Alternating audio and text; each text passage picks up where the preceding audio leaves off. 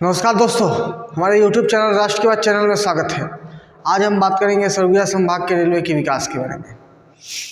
सरगुजा संभाग में 11 साल से मोदी सरकार है और ये तीसरा कार्यकाल है उनका। लेकिन सरगुजा संभाग में ये 3 कार्यकाल से लगभग सर्वे का ही रिपोर्ट चिपकाया जा रहा है। कहीं ना कहीं सरगुजा संभाग इतने बड़े क्षेत्रफल है, इसी का परिणाम है कि यहाँ कोरबा लोकसभा क्षेत्र से सरोज पांडे जैसी नेशनल राष्ट्रीय नेत्री हार जाती है। कहीं ना कहीं यहाँ के विकास की परिणाम है। सरगुजा में रेलवे का विकास या भारत सरकार की कनेक्टिविटी न के बराबर है।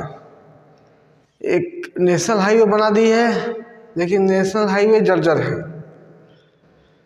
नेशनल हाईवे तो चलिए सामान्य बात है, नेशनल हाईवे कहाँ नहीं बना है, लेकिन सरगुजा संभाग से एक्सप्रेसवे की जरूरत है कि एक्सप्रेसवे सरगुजा संभाग से विकास गुजरे।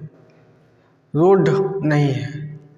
और रही बात रेलवे का विकास का, तो रेलवे के विकास तो मतलब यहाँ समझा जाए सरगुजा संभाग से ही आप जान पाएंगे कि अदानी लूटता है। यहाँ अदानी की लूट है, जैसे कोल माइंस है, जैसे माइनिंग सेक्टर है। अदानी इसकी कंपनी है, उसकी सब्सिडरी कंपनी यहाँ पर काम कर रही है।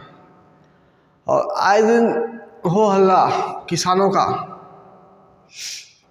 का हो हल्ला, या फिर यहाँ के लोगों का हो हल्ला होते रहता है। अभी हाल फिलहाल में तो एक वीडियो जारी हुआ है जिसमें पुलिस और ग्रामीणों के बीच में झड़प हुआ कोल माइंस में। उनके कृषक भूमि पे कब्जा कर रही थी पुलिस, या माइनिंग कंपनी कब्जा कर रही थी उनके कृषि भूमि पे, खाली कराने का आदेश था। तो कहीं ना कहीं सरगुजा संभाग में एक रोष का माहौल है भारत सरकार के लिए। और सरगुजा संभाग के भोले लोग हैं।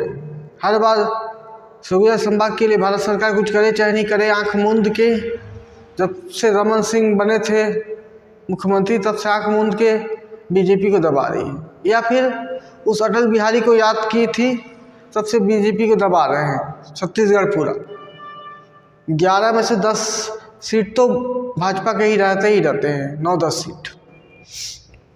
जिसमें हाल फिलहाल में 10 साल के सर्वे के बाद 11 साल फिर सर्वे अंबिकापुर से बारवाडी का सर्वे, रेलवे का सर्वे हुआ, 4 करोड़ पैसा आया। फिर एक और सर्वे अंबिकापुर से कोरबा, एक और सर्वे चला रहे थे। फिर अंबिकापुर से रामानुजगंज से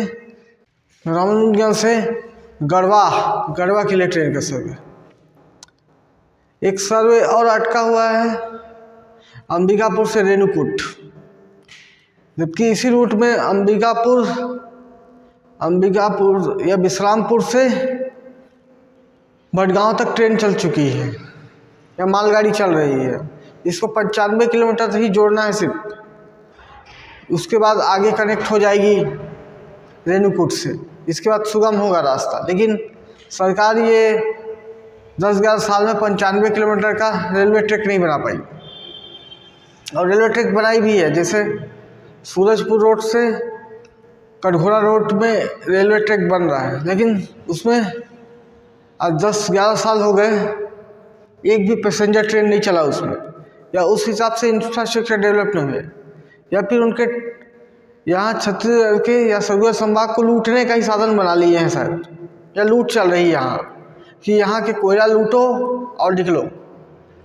उनके लिए ऐसी व्यवस्था नहीं की कि पैसेंजर ट्रेन चल सके, लोग जा सके।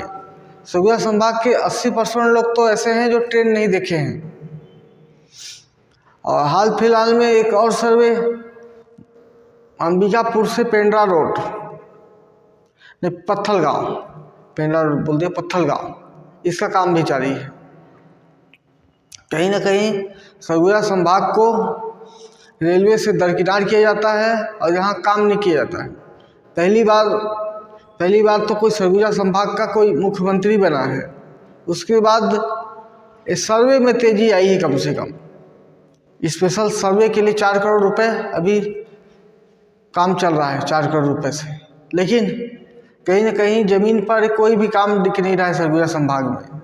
और मोदी गवर्नमेंट, ये 2 साल तो बीत गए उनके,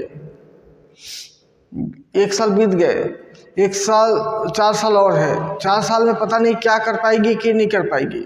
कहीं ना कहीं सरगुजा संभाग एक भारत सरकार के लिए ऐसा है, इसको दरकिनार करती है या ध्यान नहीं देती है। हमारे सरगुजा के सांसद पूर्व में रेणुका सिंह जी आवाज़ उठाई तो दोबारा उनको बैठाकर विधायक बना दिया गया। जो भी आवाज़ उठाते हैं सरगुजा संभाग या सरगुजा में रेलवे के खिलाफ, रेलवे के, कहीं ना कहीं लगता है सरगुजा में विकास की बात उठाते हैं तो कहीं अदानी के खिलाफ बात उठती है। क्योंकि विकास होगा तो उसकी माइनिंग ऑपरेशन में ऑब्स्टेकल आएंगे, रुकावटें आएंगी। अदानी को उसकी रोक है, वो अपना रेलवे का विकास करे, अपने स्वार्थ के हिसाब से काम कर रहा है। रेलवे का विकास हो गए हैं लगभग। इस रूट में सूरजपुर से जो रूट है कटघोरा के लिए लगभग रूट रेलवे की तैयार हो गई है, मालगाड़ी जाने के लिए लगभग तैयार हो गई है।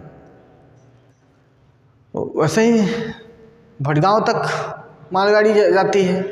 और कहीं ना कहीं मालगाड़ी के लिए, बॉक्साइट के लिए, म्यांमार एरिया में बॉक्साइट का भी उत्खनन चालू हो रहा है, तो उसके ट्रांसपोर्ट के लिए बड़ा लोग तेजी दिखा रहे हैं। इनको सरगुजा संभाग को शोषण करने का एकमात्र जरिया बना ली है भारत सरकार।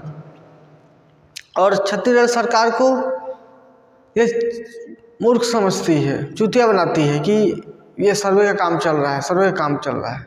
कब ये पता नहीं कम चालू करेंगे, किस साल इसका काम होगा, और यहाँ के लोगों को मूर्ख बनाए जाते रहता है। दोस्तों, एक सरगुजा संभाग के लिए रेलवे का विकास न हो पाना, भारत सरकार कहीं ना कहीं दरकिनार करती है सरगुजा के लोगों को, सरगुजा संभाग के लोगों को। जबकि यहाँ 2 लोकसभा सीटें हैं, 1 सीट हालांकि कांग्रेस की रहती है, लेकिन कहीं ना कहीं सरगुजा के लोगों का दुख है। और इसी दुख को व्यक्त न कर पाए, दुख को वो अच्छे से लोकसभा में बता पाए, उसके लिए हर बार बता पाते ही रहते हैं, तो उसके बाद सांसद का चेहरा बदल देते हैं ताकि वो फिर सीखे, फिर बोले। कहीं ना कहीं ये सरगुजा संभाग के साथ बहुत बड़ी राजनीति होती है।